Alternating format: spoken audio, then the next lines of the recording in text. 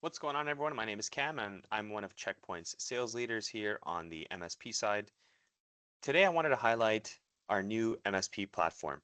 This is a single pane of glass view that allows MSPs to self-administer licenses, change RBAC policies, add their branding, their logo, and be able to quickly and seamlessly navigate through the different tools, the different features and solutions that the MSP program allows. And over the last little while, I would say over the last year or so, we've gathered a ton of intel, a ton of intelligence on what MSPs like to do, how they like to operate, and created a dashboard custom made, tailor made for the MSP community. But let's just jump right into the portal. So you might be used to the Infinity portal, but for MSPs and master MSPs alike, in the near future, you will have access to this dedicated MSP platform.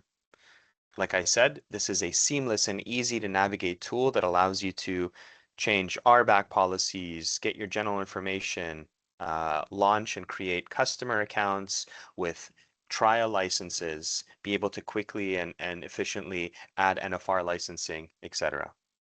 So once you log in, you'll be met with a ribbon at the top of all the accounts that you have, any paid or trials that are ongoing at the current moment, the services that are applicable to all of your customers, how many services have been deployed to all of your customers, any expired services, trials that are set to expire in the near future, and any operational issues. You can quickly navigate through the different tiles as well to the specific tools that you have deployed in your customer environment. So you're only seeing email security licenses or email security tenants, SASE, Workforce AI, etc. Now, you can also filter it not only by accounts, but services in a granular fashion. So again, showcases what they have for the services and any add-ons that are applicable. Are they in a paid or trial license? The current usage of licenses, and then when the trial expires. Let's go back to accounts here. I want to show you how quickly it is to add a new customer. Let's do a dental office under, it is a customer under the parent account, which would be you as the MSP. If you're a master MSP, you can either add an MSP or a customer account under a specific parent account, and I'll show that in a little bit as well. Upon rolling out this tenant, you can designate what trial licenses are automatically added in. Now, obviously, it rolls out the trial, but you still have to go into the specific user interface and set up the trial, log in, and configure the policies or security settings for each of these tools. But it allows you to quickly add, let's say, email security under this new dental office that I'm adding in, dental.ca. Data residency, this is created upon your initial implementation of the portal. You'll designate what data residency you want. In this case, it's going to default to that region.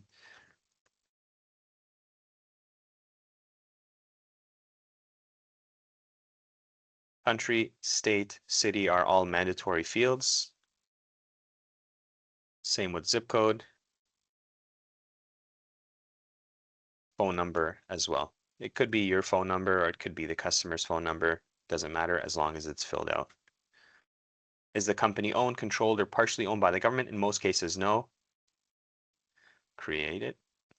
And now you'll see that my dental office has now been created, but also the email security trial has been initiated. If I wanted to navigate to that email security user interface, I could just click on this little open window here. It can't be accessed yet because I just initiated it and it's taking time to implement. Once I click on a specific tenant, I'm able to quickly see what service or solution is deployed, and I can quickly add a trial or a paid license for any additional solutions that we offer in the MSP program. You can default it so it after a trial, the expiration, either nothing happens, the trial expires, you get notified here, hey, by the way, the trial is expiring soon, or it's expired here. And then you can go in, manually change or add licenses to it, the paid licenses, or you can default it. So once the trial expires and you know this customer is going to be a client on the email security tool, it automatically adds the specific license and any additional add-ons that you want as well. If I wanted to change licenses for a specific tenant, let's say in this case, this is one of your customers. They're already an existing customer. They're a paid customer. You wanted to go in and change the level of licensing that they have, or change the add-ons that are available to that specific tool. You can do that under when you click on the tenant itself. You go to services. You select the tool you want to change the licenses for. In this case, I want to change the Workforce AI Security Enterprise license to the Essentials license that's only for the browser. Click Save, and I've quickly and easily been able to add that license in there. Then you will delete the old one. There we are. So now they have pay-as-you-go, Workforce AI Security Essentials, and then everything up until today is prorated based on usage. So because we're a true consumption-based model, if you change a license mid-month, you're only paid for the number of days left for that new license, and then everything before will be on the other license that you had prior to that change. Any usage, how many licenses they have deployed, or any issues with deployment as well. Let's go back and navigate to all the other settings that you have. In this case, and I'll show you how to add NFRs as an MSP. The great thing about the MSP program is if you are a MSP that's signed up to the MSP portal, you have the access and ability to trial pretty much everything that we have in our stack. We want our partners to use the tools that they are selling and be able to be subject matter experts when it comes to those tools. So we give you free licensing for internal use. Any issues, and then the general. So in the case you needed to open up a support ticket, typically the support team will ask for the unique account ID associated to that problem. You could navigate to that specific tenant, you click on general, you copy the account ID, and then all the other information pertaining to data residency, who's the parent account, when was it registered, etc., are going to be located here. And then any admins that are associated to, in this case, Dental Office 2. Now, you can change the number of admins and RBAC policies under settings, and I'll showcase that in a little bit. So on the left-hand side, if you navigate to settings, let's go to general first off. This is going to give you your overview on you as the primary account. This is your tenant name, the account ID, the registration date, the data residency, and then this is where you create your customized branding. So you can upload your own logo to have a look and feel that matches you and your company. MSP defaults. So from an MSP perspective, you can set up defaults that allow you to either have a workflow that when a trial expires, licenses are automatically tied to that account. So if you've standardized, let's say on email security, and you know that all of your customers get the advanced license with security awareness training and hypothetically DMARC, you can set it up in a way that when a trial expires, it automatically takes on the paid licenses without having the need for manual intervention to go into the account, change the settings. Even though it's easy, we're creating a little bit more ease of use and a workflow that matches what MSPs are looking for. So in this case, let's just say I want to edit the trial notifications. I can turn it off if I know that for all of my customers, when the trial expires, it's automatically going to default to paid licenses where you edit here. You can turn it off, or if you need more manual intervention, you can set it up so it notifies you 5 days before or notifies you on the date of expiration, and that will also show up in your account and service tile here under trials expiring soon. So let's go back here, MSP defaults. Email security.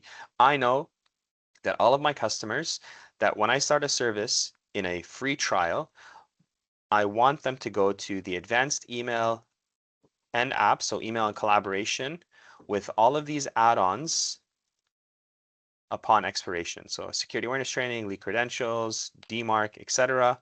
And then I click save. Or if I don't want that workflow, I can just set it up so for any of these tools that when I deploy a trial, it does nothing. It just lets it expire. Now, let's go up to the top here. So NFR eligible accounts. Your primary account as an MSP is typically the one that you're going to add NFRs to. When you create your login or your portal access, you already have a tenant created for yourself. In this case, you can edit it and change the NFRs, but typically it's only tied to the primary MSP account. So if this is toggled on, you can edit it and just select the tenant that you want to be able to add NFR licenses to. And then that way, when you go to services, you go to your primary account, you can toggle on the NFR for these specific tools.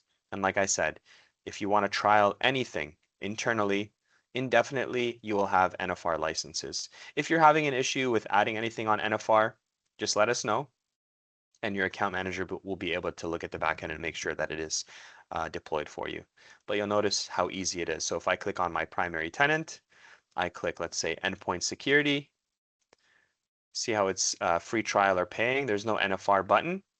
Reach out to your account manager. We'll get that initiated. But if I go to another tool, mobile security, NFR, I have up to 100 licenses of NFR for internal use right here. Now let's go into the general settings, or the user groups. We talked about general settings. We talked about setting up default licensing when a trial expires, etc. What happens? Now we can set up users, create on new. You can add yourself, your organization, or any of your customer, let's say admins. If you're doing a co-managed environment, you want to add a specific user in there and be able to designate what they have access to and what they see. You can do that as well. So we'll first add them into the user or as a user, and then we can specify the roles that they have access to. So email security, and I want to give them admin access. And then you go into user groups, and then you can specify or create a specific rule set for that individual on which tenants they have access to. Let me showcase that here in 1 second. User groups, admin test 2. We can tie in IDP, and I'll show you how to do that as well. We're going to add a specific member. So you create your user, then you go in and add that specific user into the user group. And I say that I want Cam to have access to only a specified account. You click the drop down. I want him to only have access to Dental Office 2. Click Save. And I want him to be an admin for that specific tool.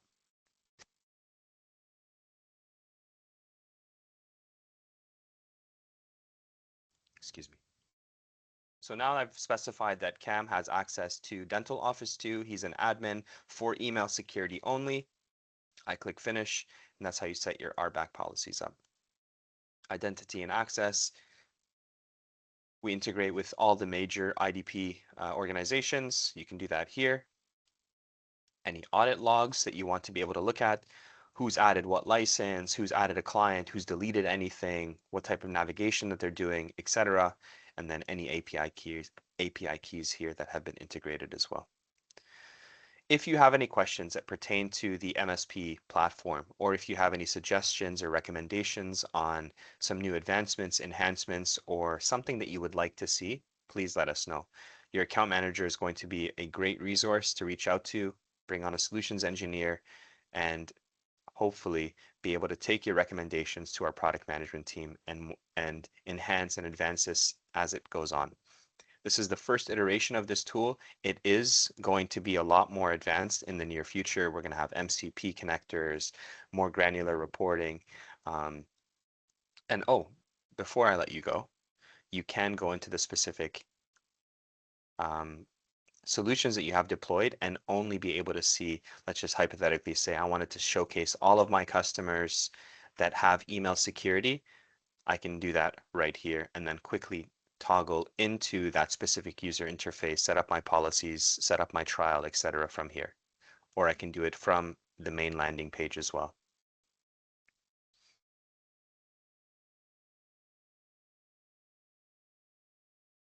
I wanted to also showcase what an master MSP looks like in a quick second, but you'll see here dental office 2, I can quickly navigate to the specific service directly from this screen. Master MSP, similar layout, but as a master MSP, you're able to not only add customer accounts, but you're able to add MSP accounts in here as well.